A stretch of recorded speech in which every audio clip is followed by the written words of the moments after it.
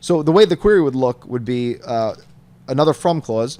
Remember, 2 consecutive from clauses represent a SelectMany. It's like sequential composition. We're composing one observable with another, with another. We could just keep adding from clauses, and they'll execute top down, similar to imperative style code. So this call will actually, this query, as it will be, would just compile directly into a SelectMany operator.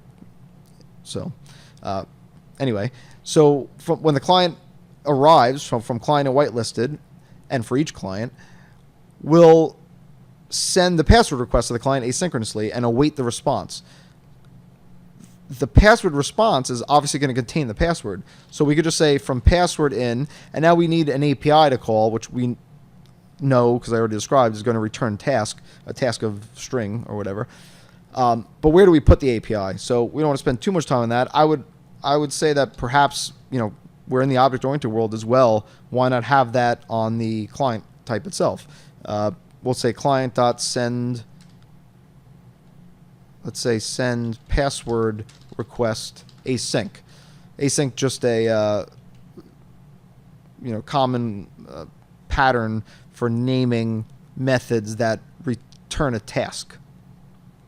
So this thing will actually return a task of string, which will be our password, and Rx has an overload in SelectMany, which allows us, for the second observable that we're composing with the first, to actually, it's a function rather, we could have one that actually returns a task rather than an observable, and it will just deal with it as if it was an observable that only had a single value.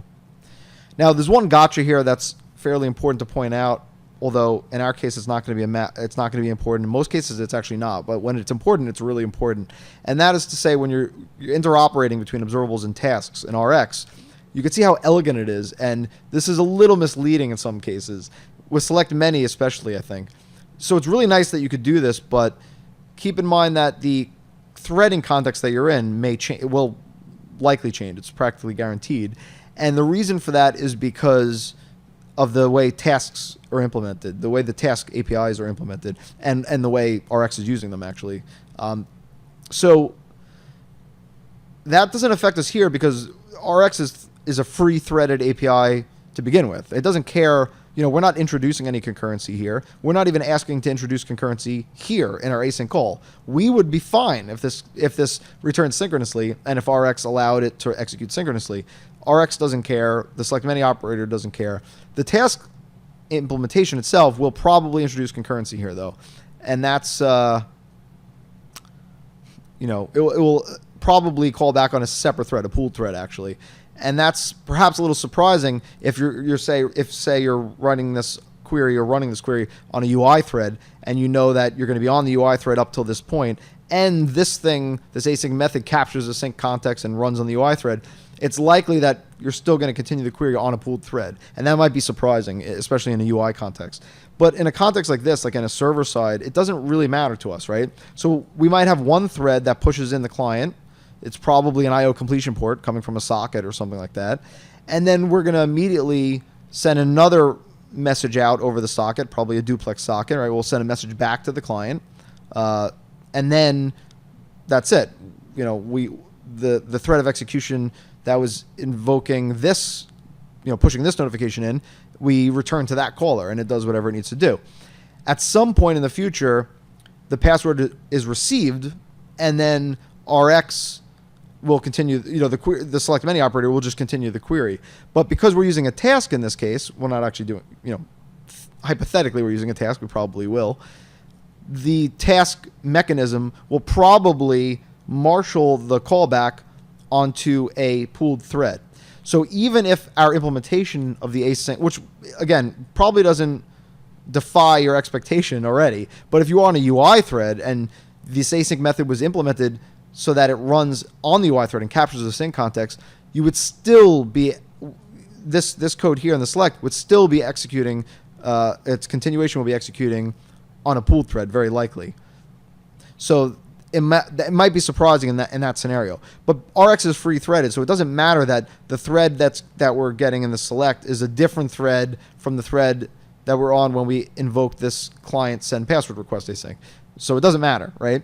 And the SelectMany operator itself doesn't strictly introduce concurrency, and that's very important. Rx operators in almost every circumstance don't introduce concurrency. There are a handful that do, and those are the pretty obvious ones. The ones that really deal with timers in almost every circumstance are the ones that will, by default, introduce concurrency. And they all have overloads for all those operators that take iSchedulers so that you could change that behavior if you wanted to, except for the SelectMany overload, I believe.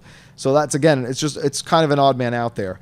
But that doesn't mean you should avoid using tasks and observables and mixing them like this. I find this to be a really beautiful, elegant way to mix the models. You just need to be aware of that. And it's almost not a problem at all in server-side programming, and in some cases even when you're programming the UI, as long as you're not UI thread-affine, right? If you are, then your expectation might be broken. Okay, so that's fairly important to be aware of. There's a way to cure this, though, by calling toObservable and then passing in a scheduler, I believe. But that's, all you're really doing then is just taking this pooled thread notification. You're taking the response, which was actually on the UI thread, and then the task is moving it to a pooled thread, and then you're just moving it back to the UI thread. So it's sort of like this hop for no really good reason, except for the fact that the task library is designed to be more efficient, and that's why it introduces concurrency in each step. But I would argue that, especially in the observable world, the operation you're doing here, in our case, is probably going to be fast enough where it falls under the umbrella of, just being a synchronous continuation would work fine. Anyway, I digress a little bit there, sorry. So hopefully that's clear, but if it's not clear, then there's actually a discussion about this in the GitHub repo for rx.net, I believe. So yeah, you could search for that and check that out if you're interested in more details about this.